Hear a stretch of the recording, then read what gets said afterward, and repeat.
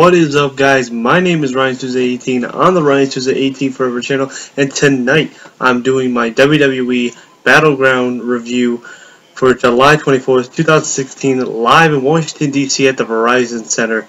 Let's get things started. We have the pre-show to start off. We have the Usos going up against Breezango. Just a quick thing about the match. It was pretty short, pretty sweet. Breezango wins with a roll-up onto, I believe, Jey Uso. Anyway, so now we go into the main show. We have the women's tag team match. We have Charlotte and Dana Brooke taking on Sasha Banks and a mystery opponent that she will select tonight. So Sasha Banks goes ahead and introduces her opponent, and it's Bayley from NXT. A pretty good match between all the ladies. Banks would apply the Banks statement to Charlotte to win the match. Like I said, the women's division is shaping up to be pretty interesting in the WWE. So let's see where it takes off and where it goes. So the next match, we have the New Day versus the Wyatt family in the final feud between these two tag teams. As the Wyatt family is now separated, as Braun Strowman's going to Raw, and Bray Wyatt and Eric Rowan are on SmackDown.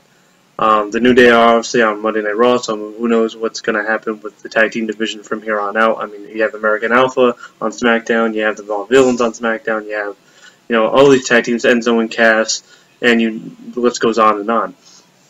So anyway, the match was really good. Every time that they have a match with each other, it's always a 5-star match.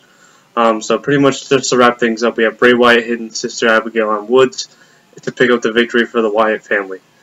Next, we have the United States Championship match. We have Rusev going up against Zack Ryder. Zack Ryder wearing a whole United States attire to the ring. Was actually pretty surprising, as he was getting the upper hand a lot in the match against Rusev. But Rusev would eventually win with the accolade, and Mojo Rawley, I should say, excuse me, confronts Rusev saying, let's go, and then Rusev just leaves the ring and goes to the back.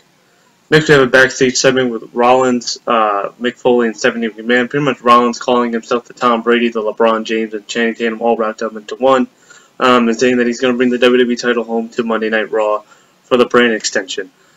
Next, we have Sami Zayn versus Kevin Owens, the long-going feud ever since, NXT and even in years past. Another, like I said, with the Wyatt family and New Day, it goes with the same with Sami Zayn and Kevin Owens. They just put on a show, and it's always good. A couple of spots in the match was pretty cool. Sami Zayn hitting the suplex onto the apron on Kevin Owens was pretty cool. But anyway, so Sami Zayn would win by hitting the Halua kick twice on Kevin Owens just to pick up the victory and hopefully end the feud, as both men are now on Monday Night Raw. Next, we have Natalya versus Becky Lynch. I'm going to be short and simple on this.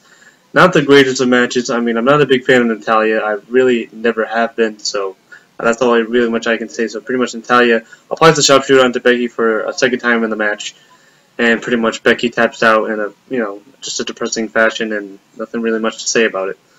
And then next we have a backstage segment with Dean Ambrose, Daniel Bryan, and Shane O'Mac. Pretty much Daniel Bryan and Shane O'Mac just, hoping that Dean Ambrose brings the title to WWE SmackDown Live, and so on and so forth. And then next we have the Intercontinental Championship match. We have Darren Young versus The Miz.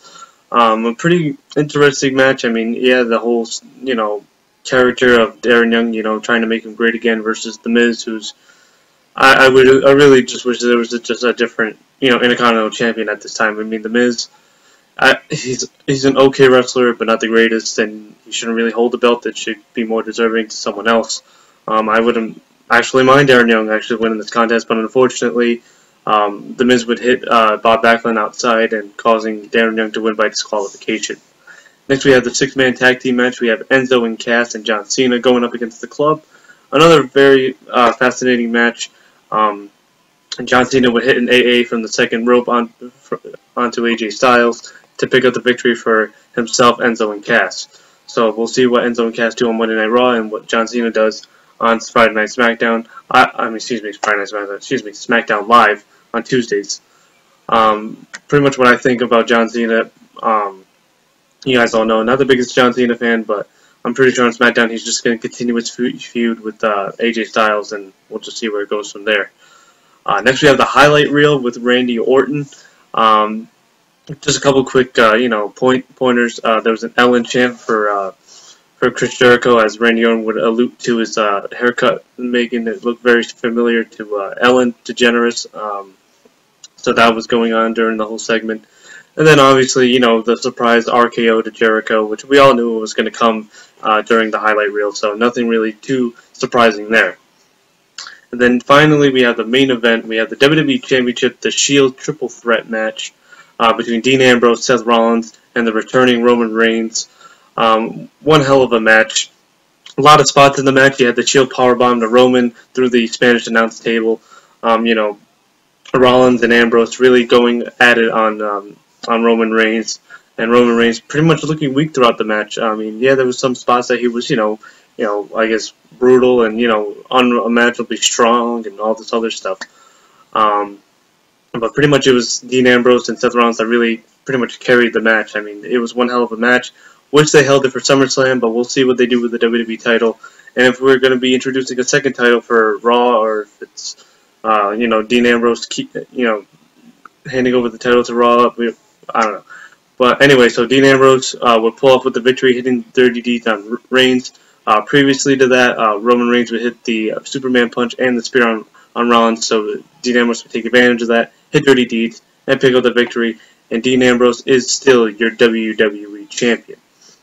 Now, my ratings for tonight's WWE Battleground, I give it about a 7 out of 10. It was a okay yet good pay-per-view. I mean, it wasn't too spectacular.